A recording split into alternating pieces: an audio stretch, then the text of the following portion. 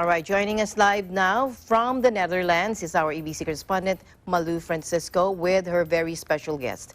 Hello, Malu. Oh, hi, good evening, Alma. Greetings from the Netherlands. Good evening from How Manila. are you? Yes, and we have a very special guest. Yes, go ahead.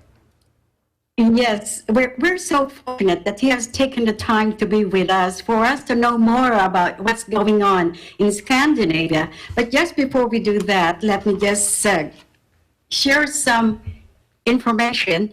And as we have already noticed from the previous reports, European countries are lifting travel restrictions. Now let's take a quick glimpse at Scandinavia, what's going on. Well, Scandinavia, because of Sweden, the focus of the world has been there. Sweden has not adopted the lockdown strategy during the COVID-19 pandemic.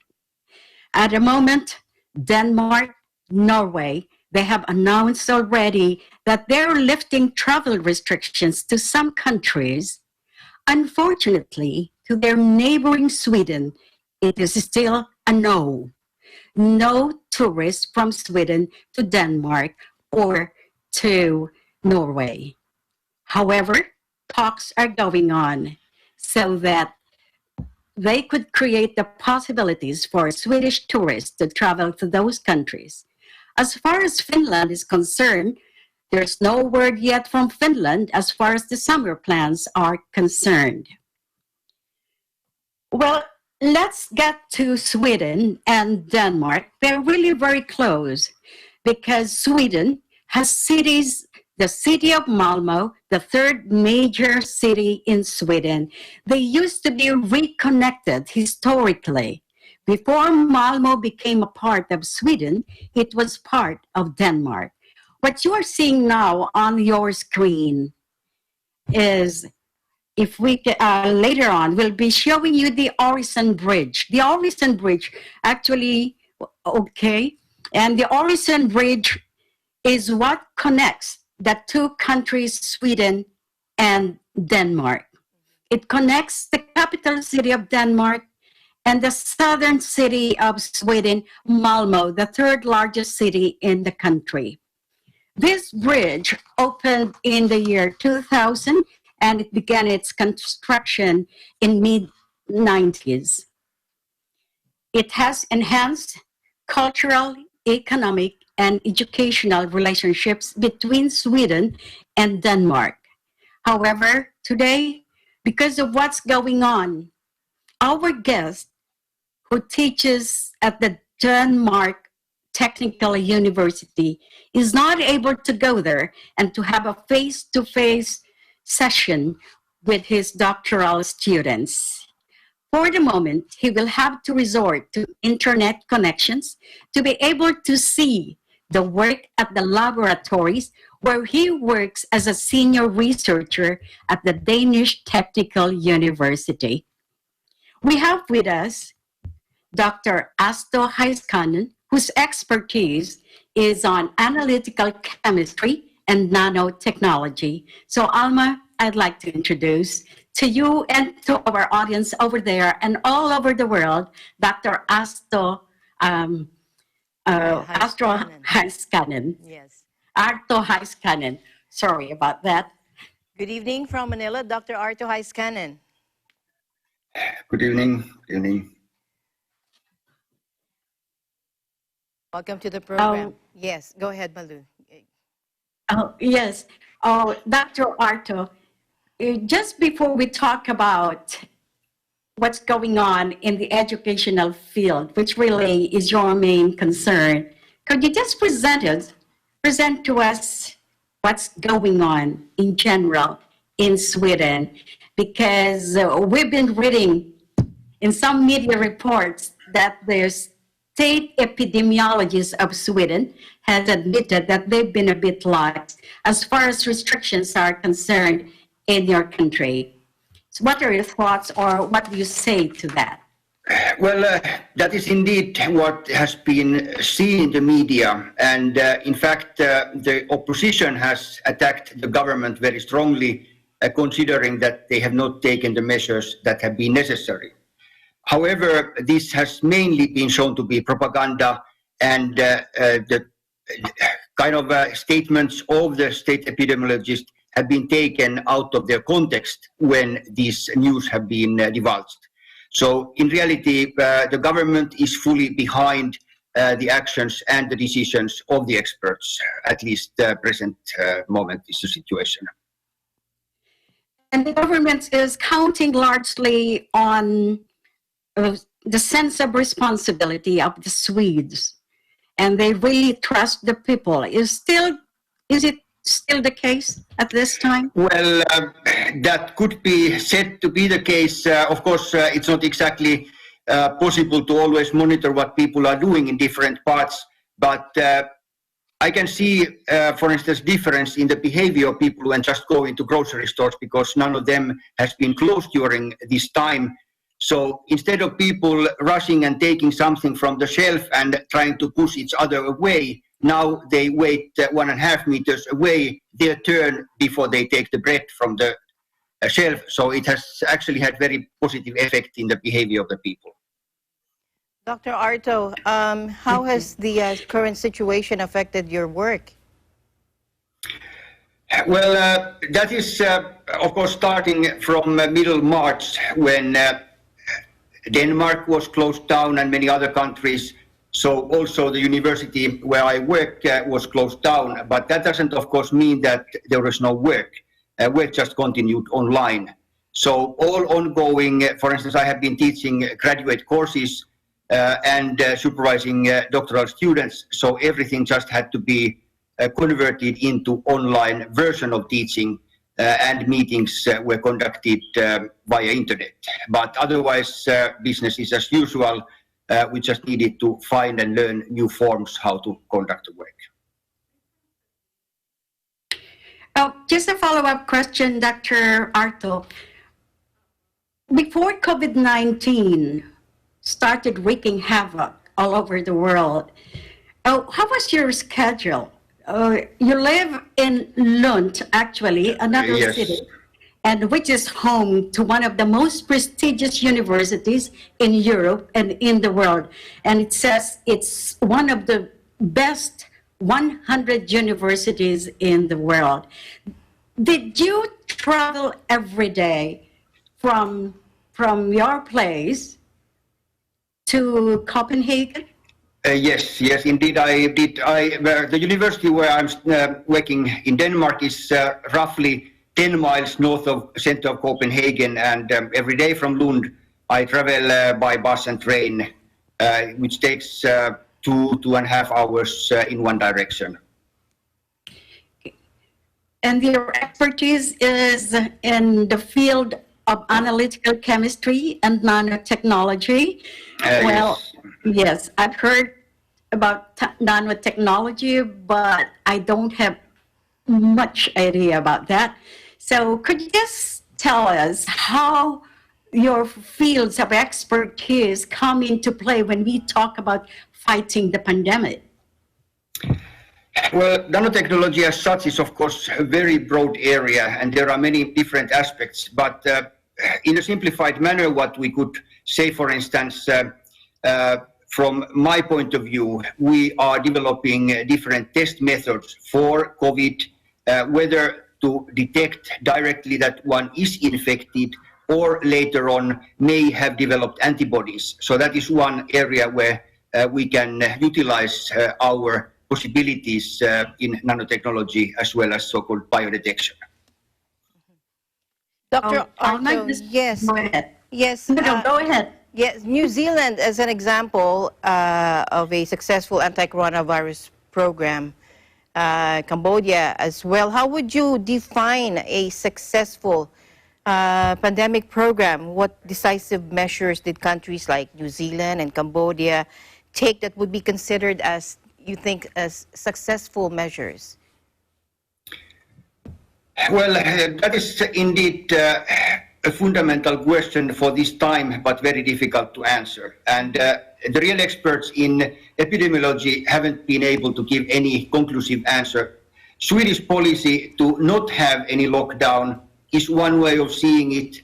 Other countries have had complete lockdown and been able to limit the number of deaths at this point. But what Swedish experts are expecting is that there will be a new wave of epidemic, which will then reap the toll of death, whereas in Sweden, people might be more already able to resist the sickness. But no one can say fully yet what really is correct and what is the best way. So how are biotech companies, do you think, are responding to the coronavirus? What is the quickest lead time for pharmaceuticals, do you think, to develop vaccines and antiviral medicines, do you think? Its estimations are that this year nothing significant will be available yet.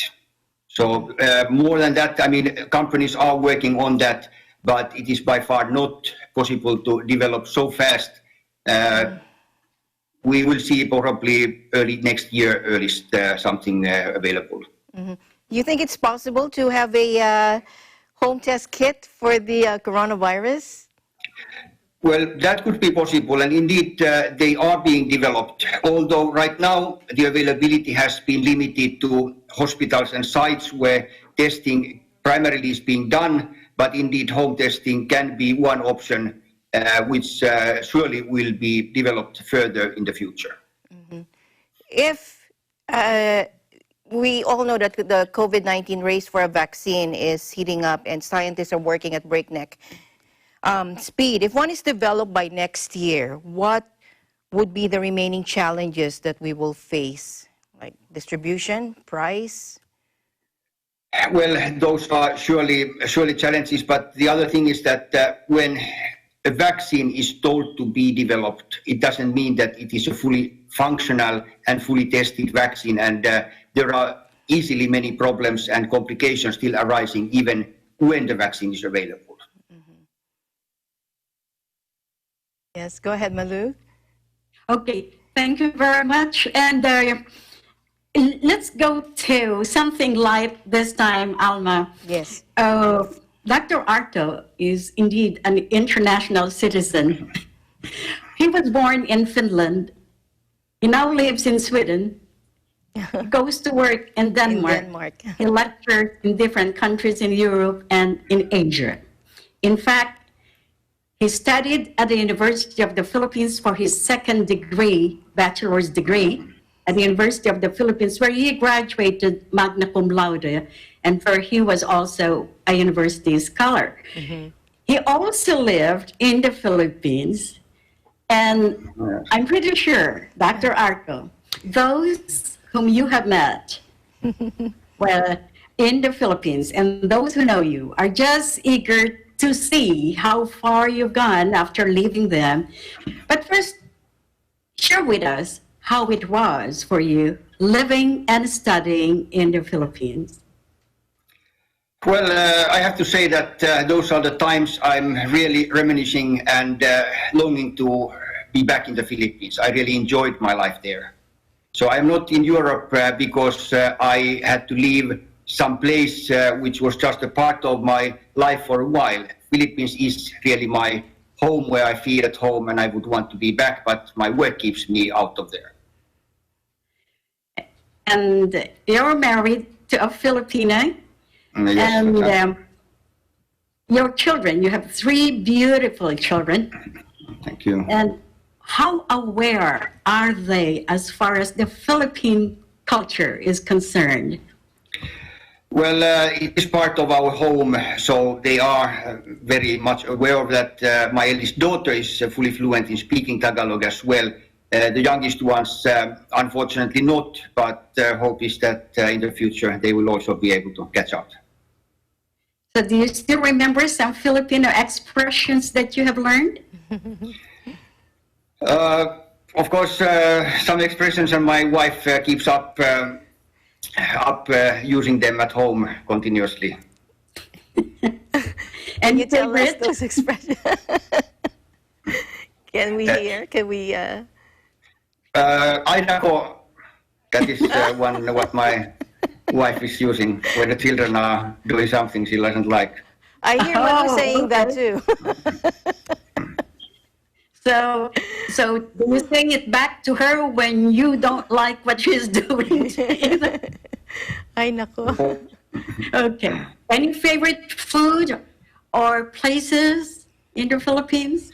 Well, my favorite food is absolutely caldereta. That is the number one. When it is prepared in a Bicolano way with a lot of chili, as my wife does. Oh, There are many places which I like very much in the Philippines. Generally, whole area from Zambales, Pangasinan, Baguio, those ranges we have been traveling a lot, and I enjoy really. well, yeah, you seem to be a well-rounded person, and I know for a fact that you're not just an excellent. You have not just somebody who is great at science, but I have noticed that when your wife sent me some pictures, I noticed a cabinet full of Bibles. Yes. Yeah, something that is not really what they say. This is really a stereotype now, typical of a scientist like you, you know.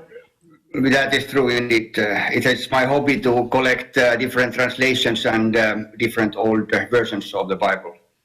Okay. Yeah, And I interesting. think your father himself was into a religious organization. Yes, that's right. Yes. Okay. Can you just tell us how many Bible types do you have? Well, right now I actually don't know the count, but there are far over 100 to 200 different Wow. versions, but in different languages as well. Oh, have you been able to read any of them, more or less the introduction? The thing is that, of course, when reading the Bible, it's not primarily that you read all the versions, but what is interesting is rather how the different translations have been made and from what original manuscripts they have been taken and how the original text has been preserved. So that is rather kind of interesting to compare the different translations also between different languages. Oh, let's ask Alma here. She might have some follow-up before I say my thank you. No, I think I have enough. I've questioned him enough about COVID-19 and everything, and I've learned so much about him. Thank you so much, Malu. Oh, thank you too. Thank you so much, Dr. Arto, for taking the Thank you. time. Thank you. And Thank you. wish you all the best and all the success. And to your students, and we wish them the best too. Thank So you. thanks very much. again. And this is Marilu Francisco in the Netherlands. We live in interesting times. All right. Thank you, Malu Francisco from the Netherlands and Dr. Arto from the Technical University of Denmark. Eagle News will be right back.